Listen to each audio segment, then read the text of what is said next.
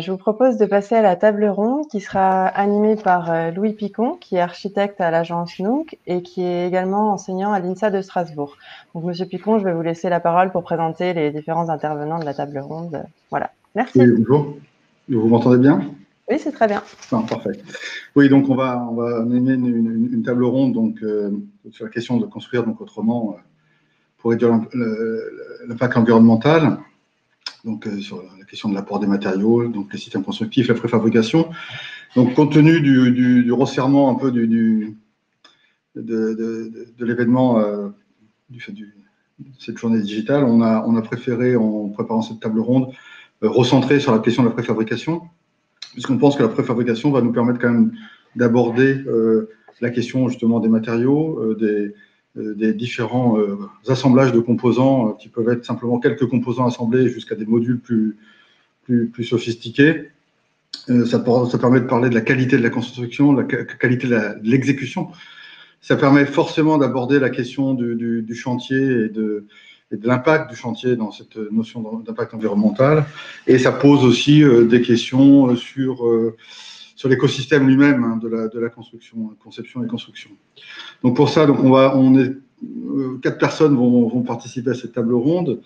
Donc on va avoir Denis Amann, donc du directoire du bureau d'études OTE, André de Chef de Bien, donc directeur innovation, marketing stratégique de Recteur Le Sage, Pascal Chazal, donc de Page Conseil, dirigeant de Page Conseil et du magazine Hors Site, et puis Jean-Marc Verdet, donc directeur des assurances de biens et responsabilités, donc chez Drabernef Assurance. Je les laisserai éventuellement préciser leur présentation s'ils le souhaitent au début de leur intervention. Je vais tout de suite commencer par poser une question donc, avec Denis Amann.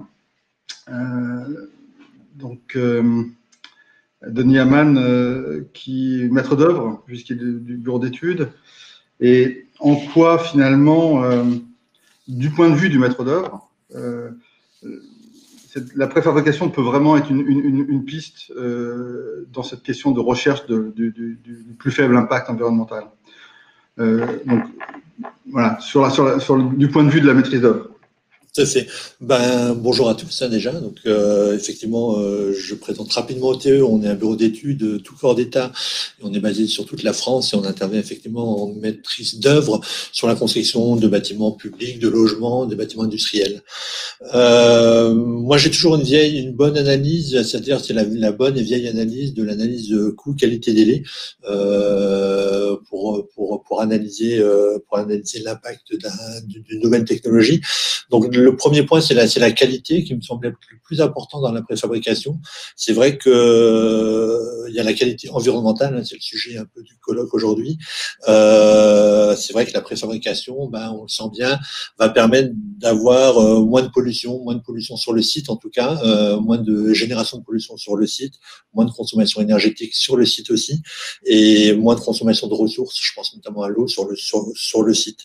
Ça permettra aussi moins de nuisances vis-à-vis des riverains du chantier, parce que les nuisances vont être générées plutôt dans une industrie ou de façon délocalisée. L'autre aspect de la qualité, c'est le volet technique. C'est vrai qu'on se doute bien qu'en faisant de la préfabrication hors site, on va pouvoir avoir des qualités de réalisation certainement supérieures parce qu'on a des conditions de réalisation supérieures que sur le chantier. Donc peut-être des niveaux de finition supérieurs. Et enfin, un point important, on n'y pense pas souvent, mais c'est la démontabilité, la fin de vie, parce qu'il faut aussi penser qu'un jour, il faudra peut-être démonter les bâtiments et les déconstruire. Et aujourd'hui, on se rend bien compte dans les problématiques de l'amiante que c'est compliqué.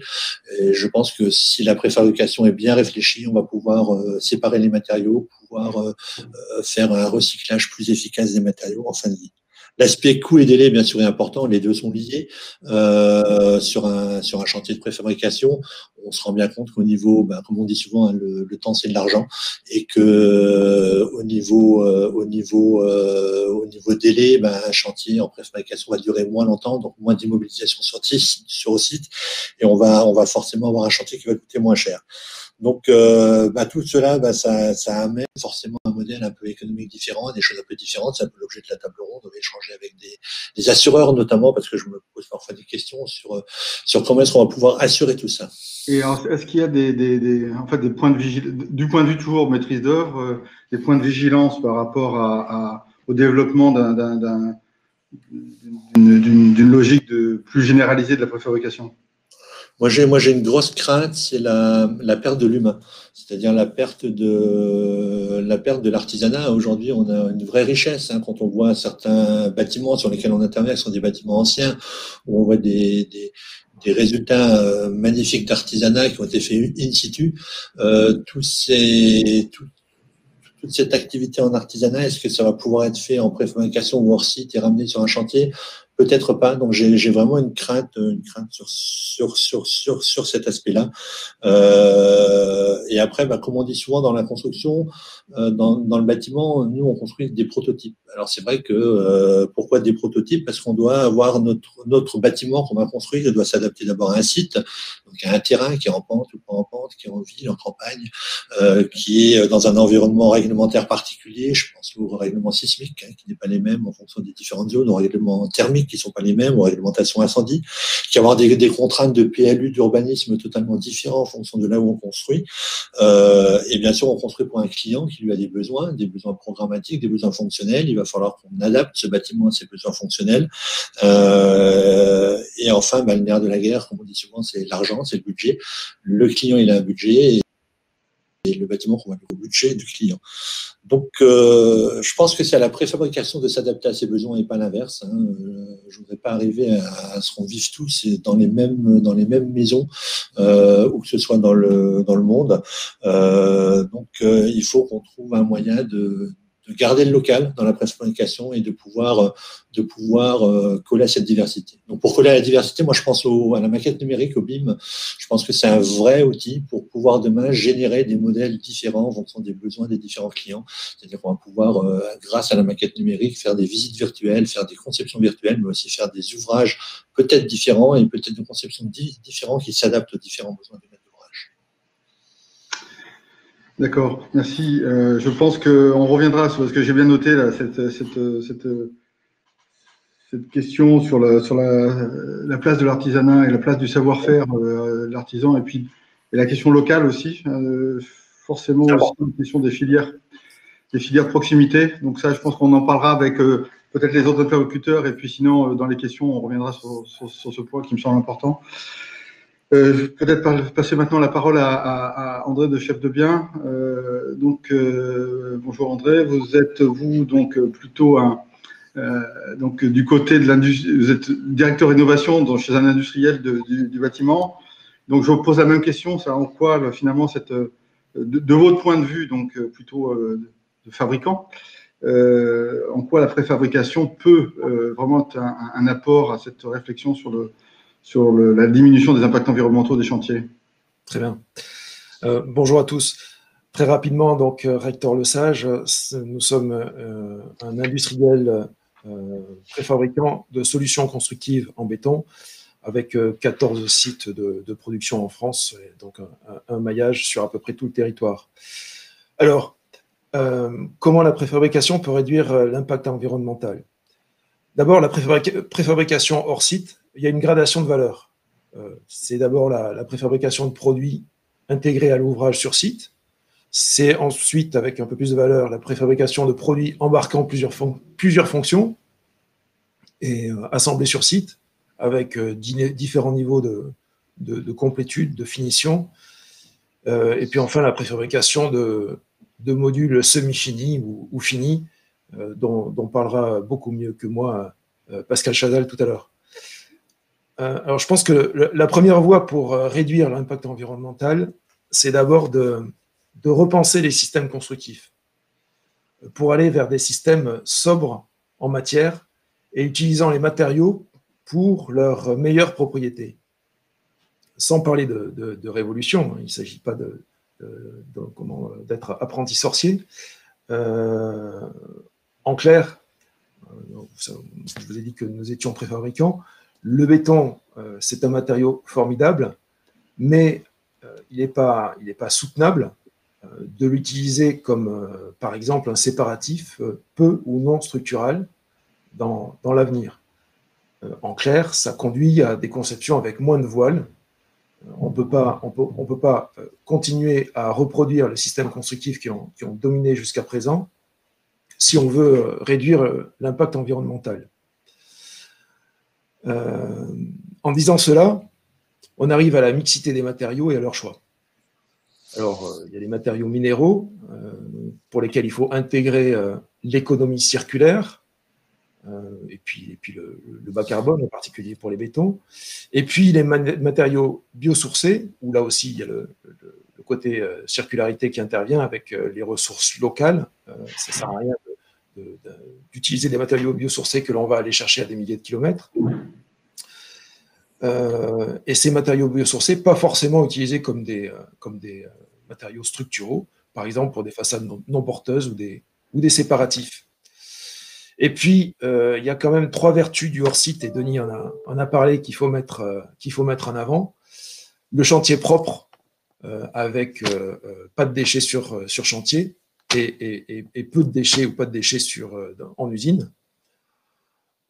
Et pour ça, la préfabrication, ce n'est pas seulement des produits, mais aussi leur mode d'assemblage dans le système. Deuxième vertu, là aussi Denis a abordé le sujet, c'est l'élimination des non-qualités chantiers.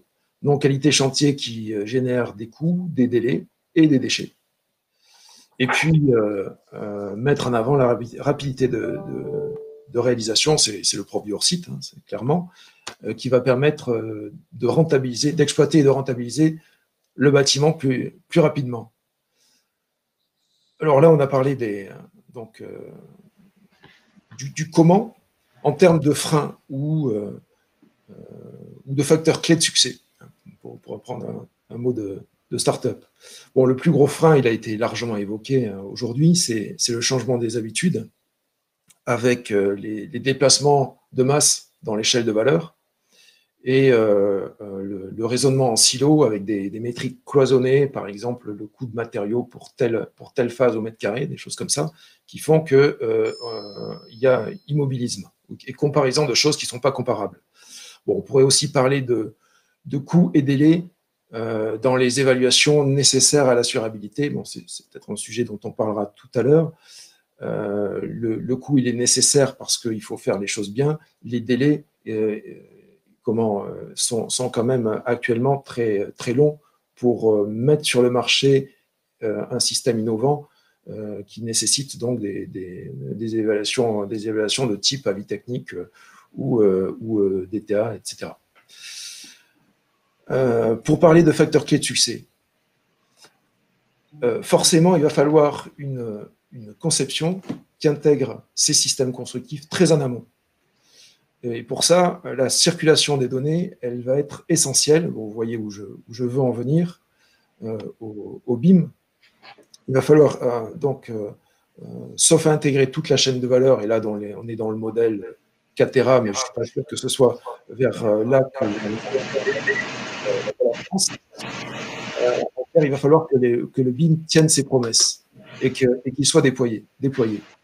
Sachant que les industriels qui ont des systèmes constructifs à promouvoir ont bien compris que le BIM, justement, à part cette faculté de pouvoir proposer à très en amont, eh bien, c'est un formidable outil de prescription. Un autre facteur clé de succès, et là, c'est un sujet de discussion avec Denis Amann juste avant, c'est quand même la rationalisation de la conception qui va permettre l'industrialisation. Alors, je ne pense pas que les architectes puissent être vent debout contre cette exigence, pour autant qu'elle n'oblige pas à un parti architectural. Et je suis persuadé qu'il y a des solutions, en tout cas c'est ce que l'on défend. Parce que dans de nombreux cas, dans les projets, eh bien, ce sont des petits détails de conception qui ont des grandes conséquences sur les coûts et les délais, parce qu'ils vont justement empêcher une bonne rationalisation de la conception, de la fabrication et de la mise en œuvre par la suite. Voilà donc pour brosser rapidement de notre point de vue la situation de la préfabrication. Ouais, merci.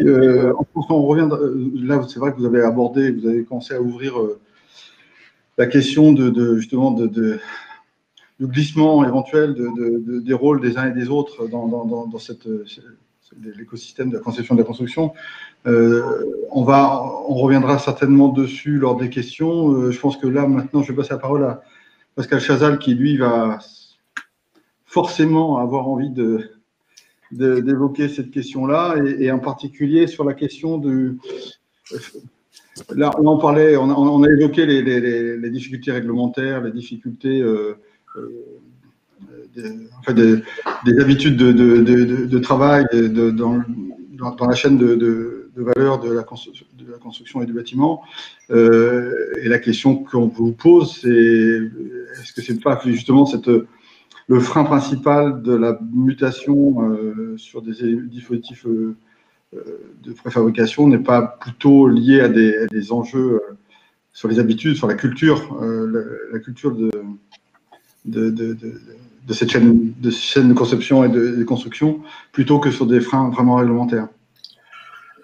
Oui, tout à fait. Merci Louis de l'introduction. Donc, pour me présenter, moi je m'appelle Pascal Chazal. Dans les années 80, j'avais un peu plus de 20 ans. Lors d'un voyage en Finlande, je découvre qu'on peut construire des maisons avec le bois, qui est une ressource renouvelable. Et moi, je trouve ça magique parce que chez nous, on les fait avec des parpaings. Et je décide de créer une petite entreprise artisanale que j'appelle Ossabois. À cette époque, il y a 40 ans, on ne connaissait pas en France le terme d'ossature bois. Au bout de 30 ans, cette entreprise Ossabois, c'est 300 personnes, c'est 3 usines, c'est plus de 15 000 maisons individuelles construites. Et à partir de 2005, je m'intéresse à de nouveaux marchés qui sont le logement social, qui sont le marché du promoteur. Et là, je découvre finalement qu'en tant qu'industriel, on est un petit peu comme un chien dans un jeu de quilles, un industriel perdu dans un univers bâtiment. Et quand je vends l'entreprise en 2012, je décide d'essayer de répondre à cette question. Pourquoi, alors que tous les acteurs de la construction ont fait leur mutation industrielle, pourquoi la construction continue à se faire sur le chantier, finalement de manière très artisanale et assez peu efficace? Et après avoir fait le tour du monde, je me rends compte que ce n'est pas un problème technique, que techniquement on peut fabriquer tous les bâtiments en usine. Des exemples sont extrêmement nombreux, ça va de la Tour Eiffel à l'Empire State Building. Le problème est culturel. On est persuadé que parce que les bâtiments sont ancrés dans un lieu, ça a été rappelé par Denis tout à l'heure, et bien finalement, il faut les concevoir de manière complètement spécifique à chaque fois. Et je découvre dans le monde anglo-saxon le terme de off-site building et son écosystème. Et je pense en fait que cet écosystème, qui n'existe pas alors en France, a besoin d'arriver, et donc je décide de développer cet écosystème. Et pour le faire, donc, je crée le magazine Hors-Site, donc qui est la traduction de Off-Site Building.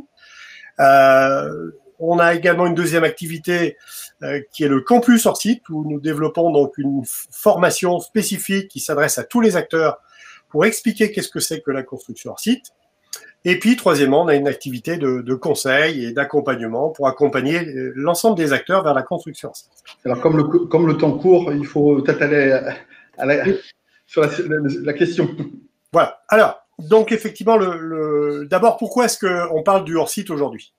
Parce que on ne peut plus faire l'impasse sur le climat et sur l'environnement. La construction, c'est 50% des ressources de la planète. On est aujourd'hui avec une planète qui s'emballe. C'est peut-être la deuxième slide si on peut la passer, avec un accroissement des populations qui est absolument incroyable, qui nous amène à devoir construire 1300 bâtiments par jour dans le monde.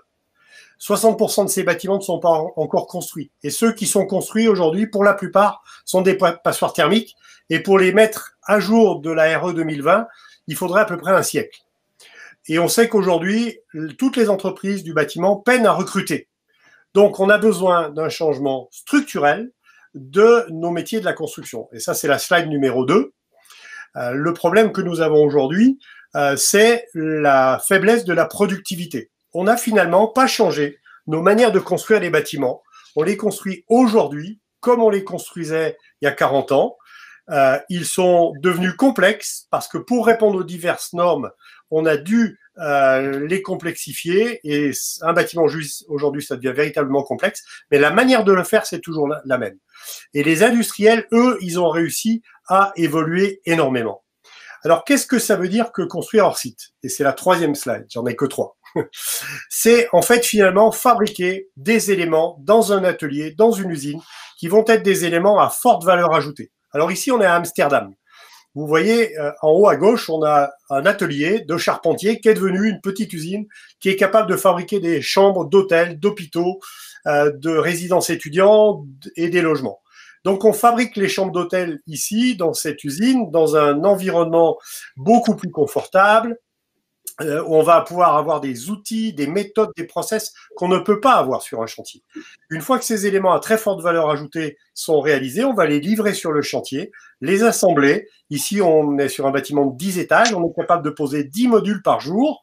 Donc, cet hôtel, c'est 200 chambres. Donc, c'est 20 jours d'assemblage de modules. Et le résultat, c'est un bâtiment qui est absolument fantastique, avec une qualité incroyable qu'on est bien incapable d'atteindre sur le chantier, avec un délai de construction qui a été divisé par 2, un nombre de transports qui a été divisé par 5. Donc les avantages sont absolument innombrables. Par contre, effectivement, ce qu'il faut comprendre, c'est que pour réussir ça, il faut sortir, il faut changer le disque dur. On est dans un disque dur bâtiment où on fait des prototypes à chaque fois, où quelque part on a tendance, je suis excessif, mais à réinventer l'eau chaude tout le temps, alors que finalement, l'industrie fait tout le contraire. L'industrie cherche à rationaliser, à optimiser, et c'est pas pour autant que les produits fabriqués par l'industrie sont des produits banalisés, standardisés. On a des voitures absolument incroyables. Elles sont fabriquées à partir de composants qui sont des composants standardisés.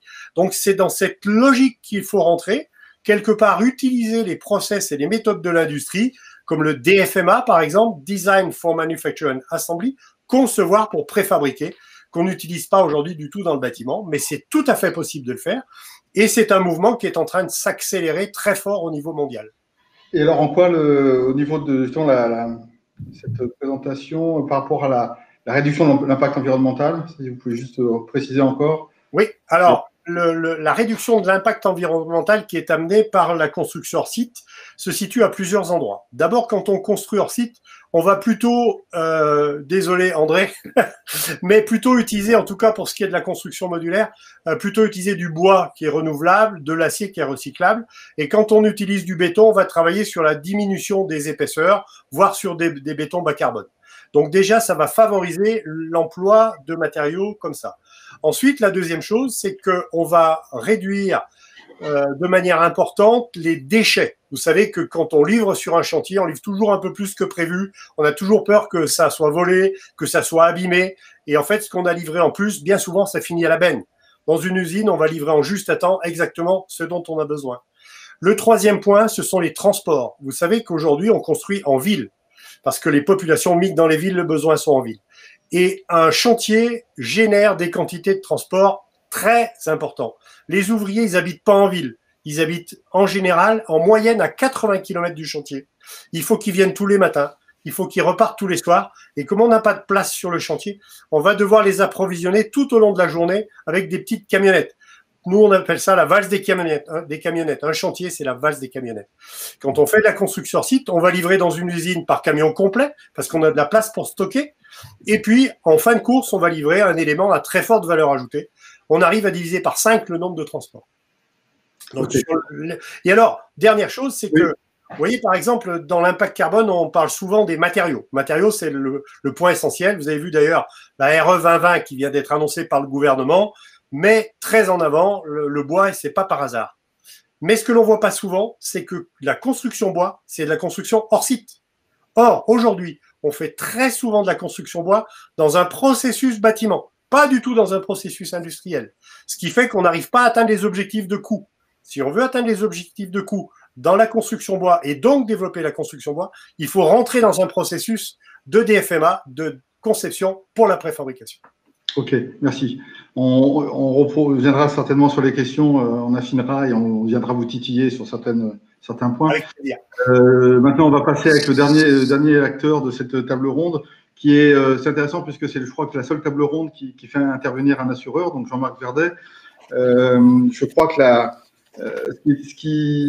ce qu'on vient d'entendre dans les échanges, hein, on a vu que la préfabrication, on sent bien que ce soit en restant sur un mode, je dirais, qui préserve une logique d'artisanat et de circuit plus traditionnel dans la démarche de chantier, ou aller sur des processus beaucoup plus industrialisés et plus globalisateurs, comme vient de l'évoquer Pascal Chazal.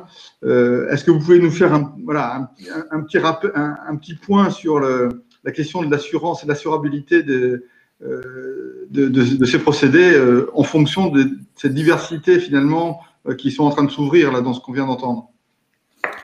Oui, merci Louis, bonjour. Donc, Jean-Marc Verdet, je suis le directeur des assurances de biens de responsabilité du groupe Roderer et de la filiale Drabernef. Au niveau de l'assureur, la première question qui légitimement nous allons nous poser, c'est la nature des éléments préfabriqués.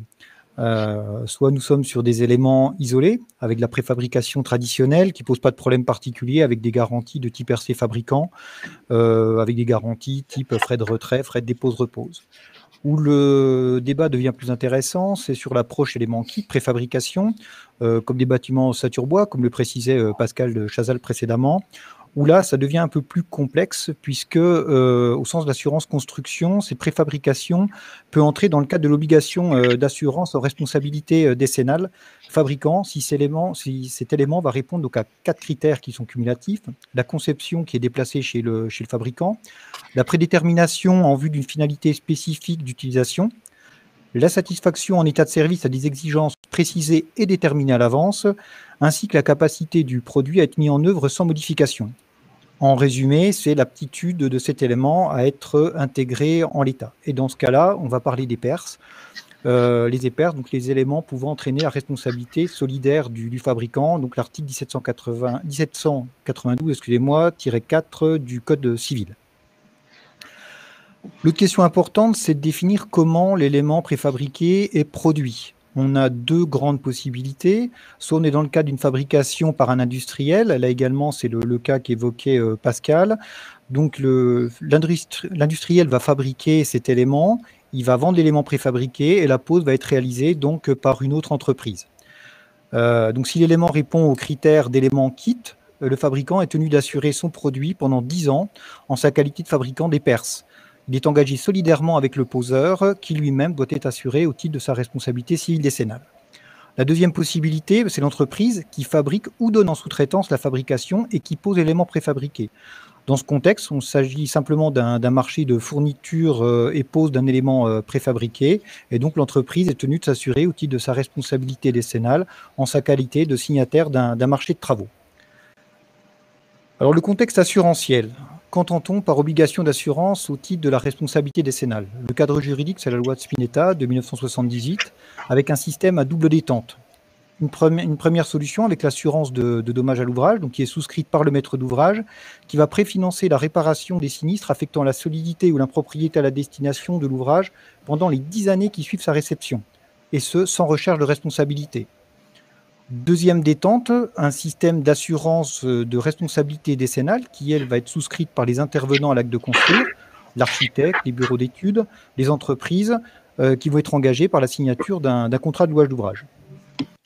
On peut trouver le pendant au niveau européen, où il existe un certain nombre de régimes d'assurance qui sont obligatoires ou non, qui vont garantir la responsabilité civile, décennale ou quinquennale des acteurs à l'acte de construire. La particularité, c'est que ces régimes se limitent exclusivement à la solidité de l'ouvrage, ce qui n'est pas le cas en France, puisque la particularité française, c'est cette notion d'impropriété à la destination. Qu'est-ce qu'on entend par impropriété à la destination?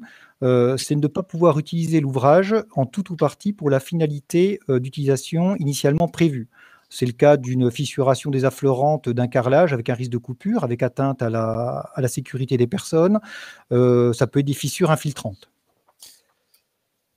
En France, cette obligation d'assurance repose sur une garantie longue de 10 ans qui est gérée en capitalisation à savoir que les cotisations qui sont perçues au titre de l'année DOC, donc l'année de déclaration d'ouverture de chantier, vont couvrir l'ensemble des dommages qui vont toucher le bâtiment pendant les 10 années qui suivent la réception de l'ouvrage.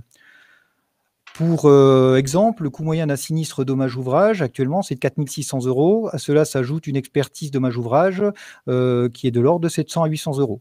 Donc, on est sur un engagement global en moyenne de 5 000 €.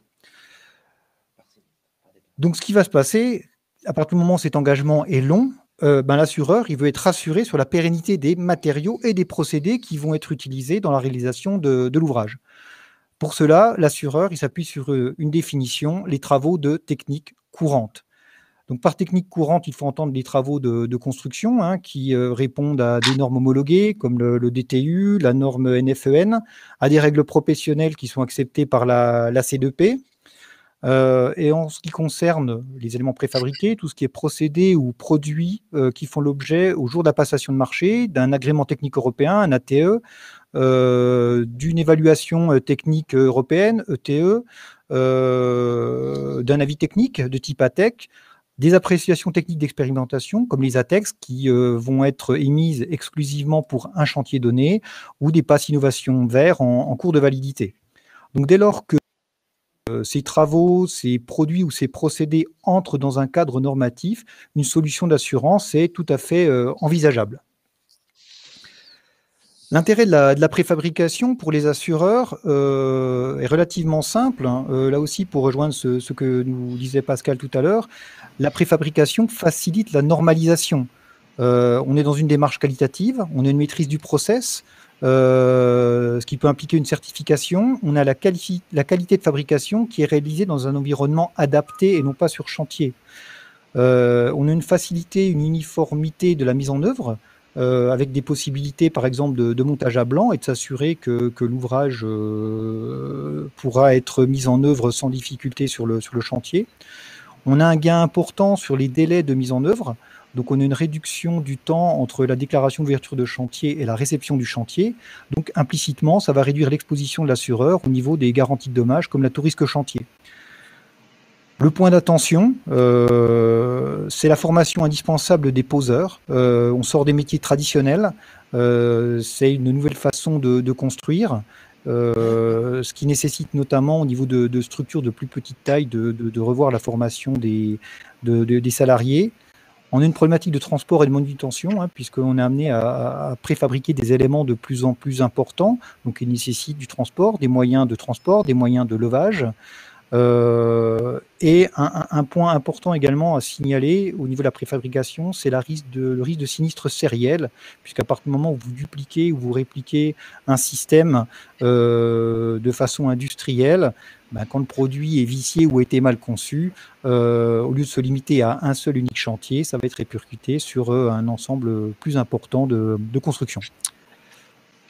Voilà, merci Jean-Marc. Je crois que merci à vous quatre parce que vous avez tenu, je crois que pile poil dans les délais quand c'était fixé pour cette table ronde, cette première partie de la table ronde. Je pense qu'on va pouvoir passer bientôt aux questions. Je pense qu'il y a des questions qui vont être un peu courtes, il faut qu'on arrive à revenir. On verra en fonction des questions, mais effectivement, là, on a senti cette notion l'évolution des rôles et donc l'évolution des formations qui vont être derrière, qui va être aussi un point très important. On n'a pas parlé du permis d'innover, de la loi Elan. On est autour de ces questions-là, certainement, et comment aussi au niveau de l'assurance, on peut aborder ces questions. Je vois que Quentin Barbe est apparu, oui. Donc on va avoir droit aux questions. Oui, bonjour, merci. Merci pour vos interventions. Alors, première question, on va effectivement tout de suite rebondir sur cette question sur la loi Elan. Donc, est-ce que la loi Elan, et notamment le permis de faire, vont pouvoir permettre de changer les choses en matière d'innovation? Voilà. Est-ce que vous avez des éléments de réponse sur ce point? Qui veut répondre là-dessus? André, comme un grand spécialiste de la loi Elan, mais en tout cas, la loi Elan, pour la première fois la voie à la préfabrication. Et avec effectivement la loi ESSOC, la possibilité d'aller vers le permis de faire. Donc, quelque part, on est en train de reconnaître qu'il faut faire évoluer nos manières de construire, nos manières de travailler. Et cette ouverture vers la préfabrication qui vient avec la loi Elan, effectivement, est une donnée importante qui doit permettre d'aller plus facilement vers la construction hors site. Par contre, ce qui ressort certainement, c'est que on l'a vu là avec l'intervention de Jean-Marc Verdet, c'est la question. Le dispositif actuel français est très lié à la notion de certificateur et puis la notion des contrôleurs techniques, toute la chaîne du contrôle et de la vérification. Et cette loi Elan, justement, le permis d'innover, je pense, est un point intéressant par rapport à cette capacité à aller au-delà des règles existantes, mais qui pose la question à un moment donné, qui prend la responsabilité de ce cadre d'innovation. Là où elle est intéressante, c'est qu'elle donne quelque part un cap et on voit un changement s'opérer dans les bureaux de contrôle, par exemple. Il y a de plus en plus de bureaux de contrôle qui sont en train de s'intéresser à la construction hors site, à la préfabrication, parce que tout simplement, ils se rendent compte que s'ils travaillent comme d'habitude et quand ils arrivent sur le chantier, quelque part, c'est trop tard. Le produit arrive, il est terminé, donc ils ont quelque part leur mot à dire, donc il faut qu'ils interviennent beaucoup plus tôt. On a aussi le CSTB qui est en train de regarder la construction hors site et la préfabrication. Actuellement, le CSTB est en train de travailler avec l'ACIM, qui est le syndicat de la construction modulaire, par exemple, pour avoir une certification sur la construction modulaire. Voilà, donc je pense qu'il y a une prise en considération qui est en train d'arriver assez rapidement et qui était absolument nécessaire. Super, merci. Quentin, Oui, alors toujours sur une question qui vient d'arriver, toujours sur ce point assurance. Quelles hypothèses requises par un assureur pour donner une décennale sur la construction modulaire? Est-ce que... Oui, les points, je les évoquais tout à l'heure. La particularité que l'assureur a, il veut s'assurer de la pérennité de l'élément, de la structure modulaire. Donc, par définition, il va s'appuyer sur ces définitions de techniques courantes. Et donc, soit on aura affaire éventuellement à un ATEX, soit éventuellement une évaluation technique. C'est-à-dire qu'à partir du moment où on va réussir à faire rentrer cette construction modulaire dans un cadre réglementaire ou normatif, l'assureur, lui, sera en mesure de proposer une solution. D'accord. Et donc aujourd'hui, on a des acteurs de la construction. Si on prend l'exemple de la construction modulaire bois, eh bien le DTU 31.2 de construction ossature bois ouvre la possibilité de construire sous forme de modules. Et donc, on peut parfaitement justifier aujourd'hui en construction bois avec la réglementation en place, sans avoir besoin de passer par des ATEX ou d'autres systèmes spécifiques. Tout à fait, Pascal, oui. La construction qu'on voit a été novatrice à ce titre-là. Ok, merci pour ces points sur la partie assurantielle. Peut-être une autre question pour revenir à cette notion de préfabrication qui est souvent associée à la standardisation. Donc, comment le BIM et les nouveaux process vont permettre de faire du préfa sur mesure afin que le projet reste quand même spécifique et contextualisé. Alors comment et est-ce que le BIM et les nouveaux process vont permettre cela? Si oui, comment? Alors moi, je vais peut-être intervenir, étant architecte et assez impliqué dans ces questions de BIM. Je pense que ce qui est intéressant dans cet outil, c'est ce qu'on a vu là, ce qu'on a vu dans les échanges, c'est que la préfabrication amène forcément une obligation de conception la plus aboutie possible en étude. puisque effectivement, ce qui ressort des échanges et ce qu'on connaît tous, c'est que l'improvisation sur chantier, c'est quelque chose qui a des conséquences qui souvent est plutôt néfaste ensuite sur la pérennité des ouvrages ou sur la finition totale des ouvrages. Donc forcément, la réflexion sur la préfabrication nécessite d'être extrêmement précis en amont et en prenant en compte justement tous les paramètres, toutes les possibilités d'intervention nécessaires pour une grande diversité de conceptions. Mais l'outil permet justement de pouvoir échanger avec les différents acteurs qui vont venir par la suite faire la fabrication, de pouvoir vraiment lier la conception à la fabrication en anticipant le plus de problèmes possible et du fait d'arriver à pouvoir visualiser les zones d'ombre ou les zones de conflit entre différents ouvrages qui, en conception, je dirais, plan traditionnel, peut échapper à la vigilance et avec une maquette BIM peut être plus difficile à ne pas voir. Voilà. Donc clairement, l'outil BIM peut. Alors le danger de l'outil, c'est qu'il peut très vite amener à une certaine facilité à vouloir reproduire des modèles qui fonctionnent bien, mais bien utilisé, il permet aussi une très grande souplesse, une très grande précision pour des ouvrages totalement innovants, adaptés, spécifiques à leur contexte. Si je peux m'exprimer, je pense que justement, nous, on se situe dans ce domaine-là entre la préfabrication de produits et le modulaire dont parlait Pascal, c'est-à-dire on est sur du 2D avec des fonctionnalités qui sont adjointes aux produits préfabriqués structuraux. Et on voit bien que pour nous, c'est un outil de dialogue entre l'architecte et le concepteur. Le concepteur que l'on devient, du coup. Il faut qu'il s'instaure dès le début parce qu'effectivement, le diable se cache dans les détails et ce sont ces détails qui, s'ils sont mal pensés dès le départ, vont rendre impossible l'industrialisation du bâtiment. Voilà. Sans pour autant que ce soit un frein, comme le disait Louis, sans pour autant que ce soit un frein à l'expression architecturale. Ensuite, ça, c'est l'effort réciproque qu'il faut faire pour individualiser le bâtiment.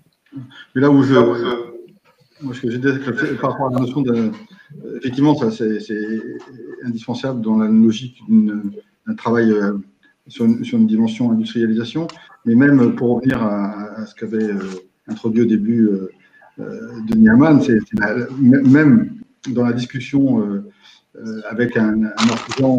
Alors, quand on parle d'artisan, forcément, c'est préfabrication et artisan, c'est forcément des artisans qui vont. C'est pas le petit artisan avec 2 salariés qui va pouvoir se lancer dans des dispositifs de préfabrication qui aboutiront à des choses intéressantes en termes des enjeux qu'on a évoqués aujourd'hui. Mais clairement, l'outil BIM avec des artisans engagés sur ces questions d'impact environnementaux est aussi un outil de dialogue avec eux. Je pense que c'est un outil, c'est pas l'outil qui fait le projet, c'est un outil, mais c'est un outil effectivement de communication qui permet de voir les interactions des uns et des autres. Et ça, c'est vraiment essentiel dans le dispositif. J'espère que c'est outil-là qui permettra de ramener aussi l'aspect local et humain dans la construction hors site, parce que c'est vrai que souvent industrialisation et humain, c'est des relations un peu difficiles. On a assez vu des industries textiles dans nos pays européens ou dans les Vosges, ici chez nous, qui sont fermées parce qu'elles n'étaient pas industrialisées de la bonne manière ou parce qu'il y a eu des coûts de production moins chers ailleurs. Ou que j'aille dans le monde, je vois monter dans la même tasse faite par un fabricant suédois. Elle n'est pas faite en Suède, je vous rassure. Je m'assois dans les mêmes canapés aussi, souvent suédois. Je vois que d'ailleurs derrière Pascal, il y a une armoire qui doit être aussi de ce fabricant suédois. Donc, je voudrais pas faudrait pas que cette construction hors site nous fasse perdre nous fasse perdre les local. C'est une vraie crainte et je pense que l'outil BIM permettra peut-être, si les acteurs locaux s'y mettent, de rentrer dans ce système. Moi, je peux peut-être apporter une petite précision. D'abord, le BIM, on en parle beaucoup. Il y a des entreprises de la construction, il y a de nombreux architectes qui ont investi beaucoup dans le BIM. On ne peut quand même que constater que c'est difficile de faire arriver le BIM sur le chantier. Pour l'instant, on n'y est pas, oui.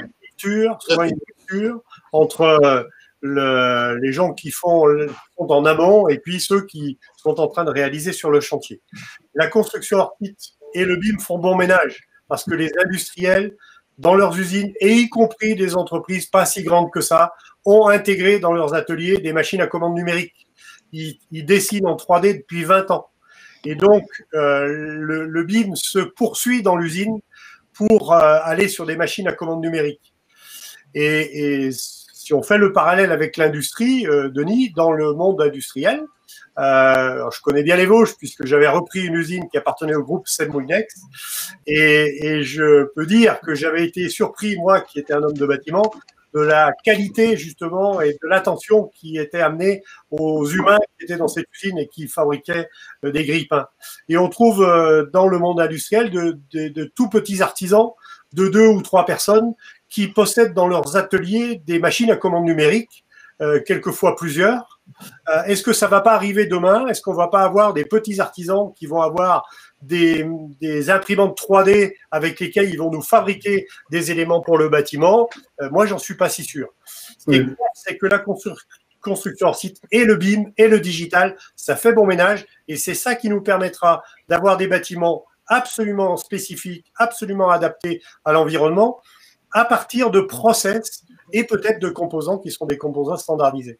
Oui, c'est clairement toute la filière du bois, hein, que ce soit charpente ou menuiserie, est très découpe numérique et donc très en avance sur ces questions d'échange.